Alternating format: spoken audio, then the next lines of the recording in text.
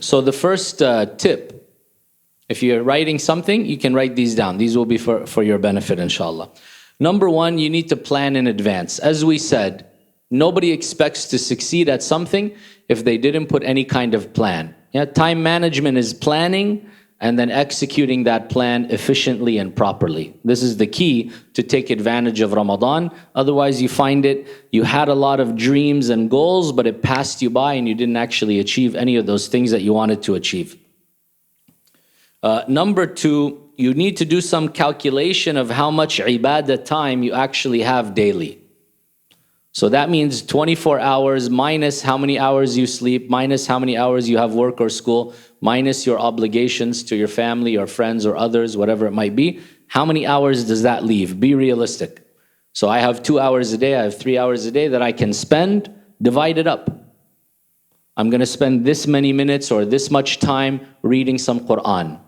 Then be very practical about scheduling it. When can I actually find half an hour quiet? Okay, right after Fajr. I could just stay, I could pull my handphone out, I could read those pages I want to read and enjoy and move on with the rest of my day, alhamdulillah. So be specific and precise. Set clear goals. So goals, you know, in business they teach us your goals need to be smart. Is that right? Anyone studying business? What are SMART goals? What does that mean? Specific, measurable, achievable, yeah, and so on and so forth, okay? Realistic, time-oriented or time-specific. So your objectives cannot be vague. I want to get closer to Allah by better understanding the Quran and that's it. What does that mean? That means I want to read a book about tafsir. That book about tafsir has this many pages. How many pages do I need to read each day? 10 pages a day. How long will it take me to read those 10 pages? 20 minutes. Where am I going to find those 20 minutes? Right before iftar, I'm going to sit for 20 minutes and read. Finished. So you schedule it and you be practical about it. The way you do for your studies, the way you do for business and work once you get into that area of life. Yeah. So you need number 4 to allocate the time for the goal.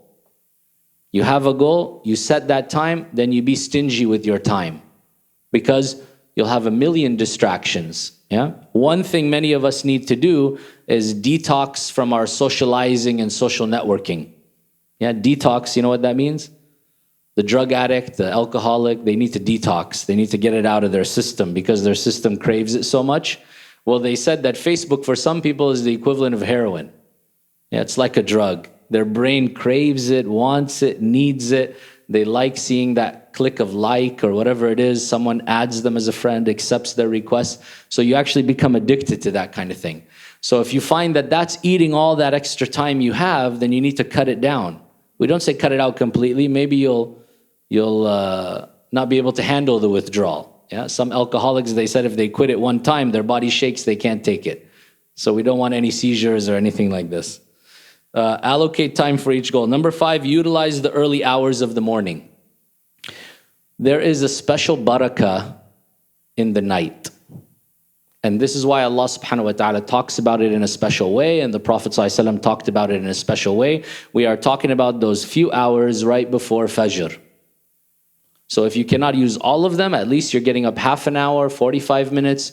You're already doing that, inshallah, because you're going to have suhoor and so on. Try to utilize some of that time to pray a couple rak'ahs, to read a few pages of Quran. You will find that time is more blessed and special and different than any other time of the day for doing those kind of ibadat. Number 6, try to schedule some halaqah time. Either family, if you're living with family, or roommates, housemates, friends.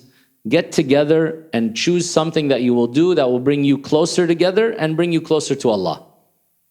Review a page of Quran, discuss it together, going back to the tafsir, watch a video clip together, share your thoughts about it, whatever the case might be. Yeah, if you have children, you can have your children read a story about one of the Sahaba or the Prophets, and then you all discuss it. Number 7, dedicate some time daily for Quran.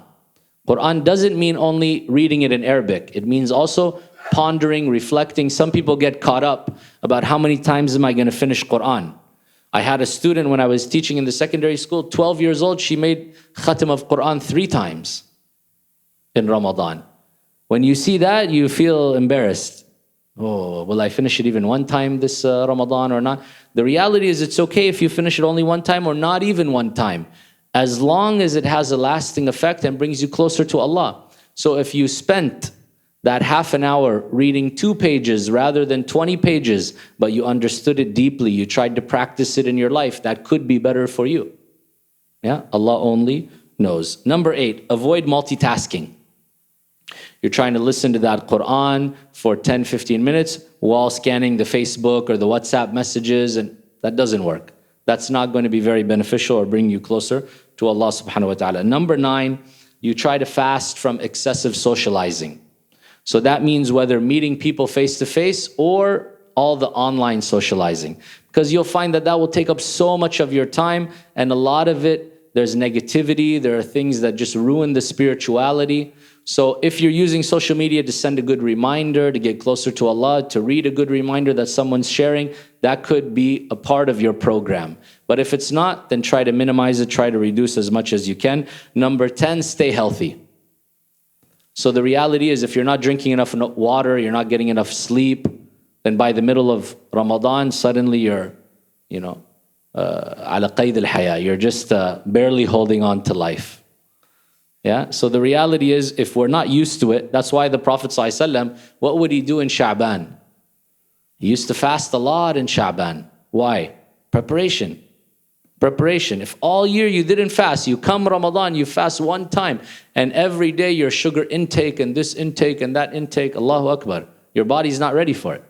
So you need to do your best to try to stabilize and balance and make sure that you don't exhaust yourself, because otherwise a large portion of the month passes and you weren't able to take advantage of it.